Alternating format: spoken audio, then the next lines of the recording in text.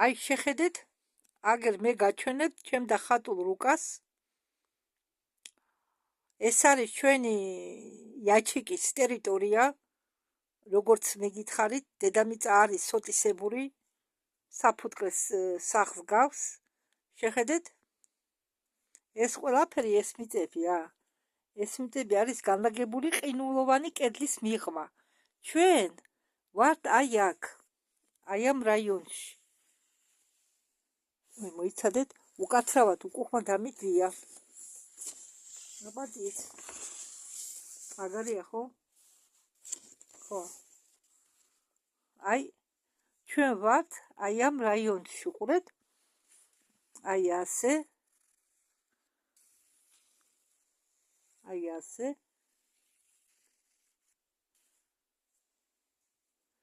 ხო, აქია ავსტრალია, ეს არის არგენტინა. არგენტინა განლაგებულია ასე. ეს არის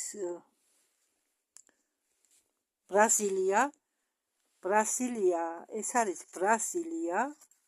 აი ეს და ჩვენი ტერიტორია ასია მოცული და განლაგებულია ჩვენ ვართ მომწყდები ამ რაიონში.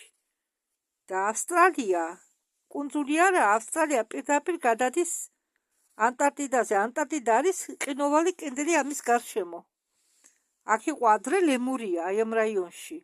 ეს არის ყოფილი ჰიპერბორეა, ის ჩაიძირაო, მაგრამ იმის ნაწილია გრენლანდია, რომელჩას კუდი არის ჰიპერბორეის ნაწილი. იმის იქეთ შემდეგ კედელია. და რომც იყოს ჰიპერბორეა, რომც არსებობდეს, მაგას არავინ გვაჩვენებს. ახლა მე თქვენ განახეთ კარგად. შეხედეთ? ხო.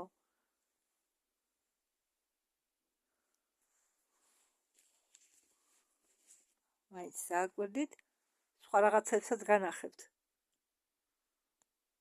აგერ განახებთ იმ რუკის მცირე ზომას.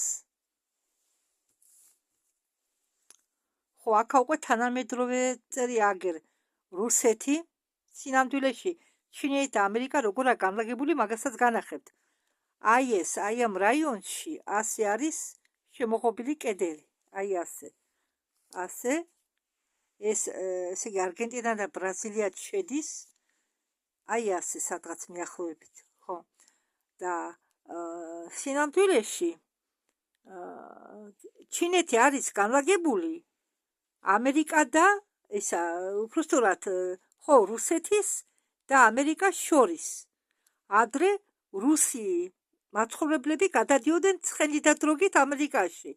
ახლა ამერიკა და ჩინეთს შორის არის გადაკეტილი გზა, ხმელეთის გზა და ეს გზა თურმე დამინულია და ვერავა ცხოველი თუ გავიდა აფეთქდება. ხო. ეს იყო ერთ-ერთი მოკლე გზა.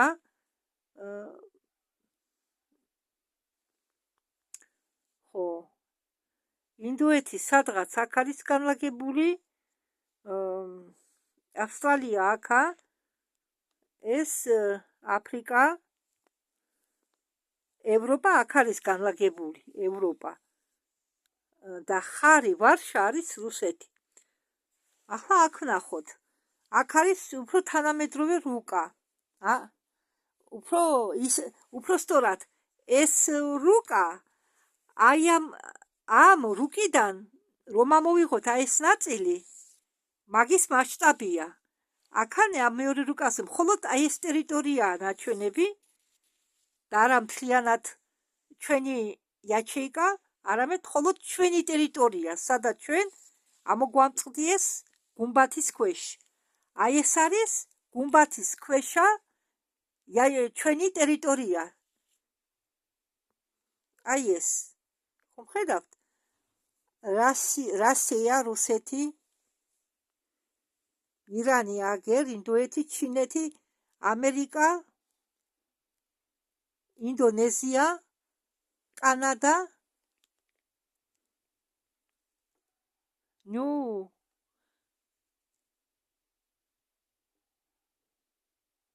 ნიუფლენდი, ვერ ხედავ კარგად, სკანდინავური ნახევარკუნძული, ეს ევროპა, იტალია აგერა, იტალია ჩექმის ფორმის რუკა. ხო, ეს სადაც ჩვენ ვართ, ეს ის ტერიტორია, სადაც ჩვენ ვართ, გუმბათის ქვეშ. ამის გარშემოა ყინულოვანი კედელი. ამ ტერიტორიის გარშემო. იქეთ არ გვიშვებენ და სახალინი ასადა და გრენლანდი არ დამიხატავს, სადღაც აქ არის გრენლანდიის ნაწილი. არ დამიხატავს. ხო. და ახლა შეადარეთ, რამხელა ჩვენი იაჩეკა. ხო, იმ პირველ ნახატზე ხომ ნახეთ რამხელა? ეს შეხედეთ რამხელა ჩვენი ტერიტორია, მაგრამ ჩვენ ცხოვრობთ, ჩვენ ეს რამდენიმე ქვეყანა ვართ აქ ყინულოვანი კედლის შიგ ამომწყდეული. ხო, და ეს ერთი ნაწილი გრენლანდიისა, ესე კედელი არის აი აქ გაყვანილი სადღაც, აი ამ რაიონში. გაიცანით, ეს არიან უთავო ტომების ტომი, რომლებიც არიან, რომლებიც ცხოვრობდნენ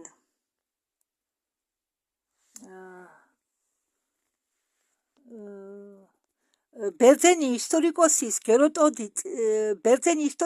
გეროდოტი წერდა, რომ ეს ხალხი ცხოვრობდა აღმოსავლურ ლიბიაში, მაგრამ აგრეთვე ესენი ცხოვრობდნენ აფრიკაშიც. გახსოვთ პუშკინის პოემა უთავო მხედარი? შეხედეთ, ცხვირი, თავი, პირი განლაგებული აქვს გულმკერდში. გახსოვთ უთავო მხედარი? მე წაკითხული მაქვს, სკოლაში ნასწავლე მაქვს, რუსული სკოლა მაქვს დამთავრებული. ალბათ უმრავლესობას გაგიგონიათ. აი ესენი უფრო ლამაზები არიან, ნახეთ? უფრო ლამაზად გამომივიდა ამათი დახატვა.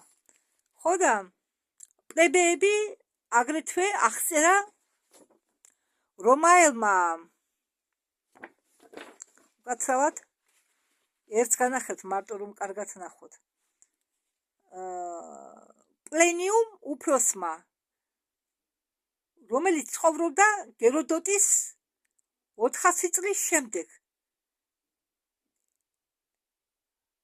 ის წერდა, ეს პლენიუმი უფროსი წერდა, რომ ეთიოპიაში დადიოდნენ ამდაგვარი უთავო ხალხი და მოსახლეობას აშინებდნენ, რადგან საშიში ველურები იყვნენ. და ამიტომ ჰქვია პლემეები. უფრო ახლოს განახეთ აგერ.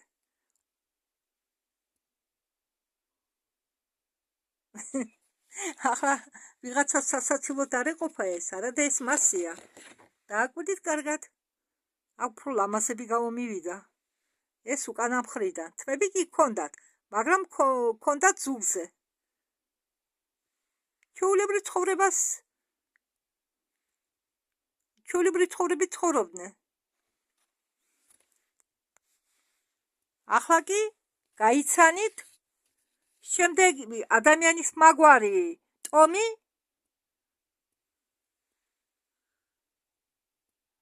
პანოტიები, ადამიანები გიგანტური ყურებით, დიახ,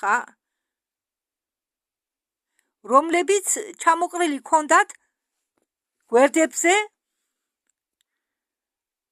და ტანზე, იხვებდნენ დღისით, რომ სიცხვისგან დაეცვათ თავი, ღამით კი საბნის მაგივრობას უწევდა. დააკვირდით და გაიცანით. ეს თმები არა, ეს არის ყურები, დიდი ყურები, რომლებიც თავიდან იწყებოდა.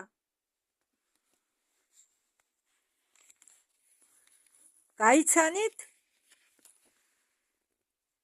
ადამიანების შემდეგი ნაირსახეობა ერთფეხა ადამიანები, რომლებიც ცხოვრობდნენ ინდოეთში ადრე, ისინი ცალფეხზე დახვდოდნენ მშვენივრად, ეკლესიამ ისინი აღიარა და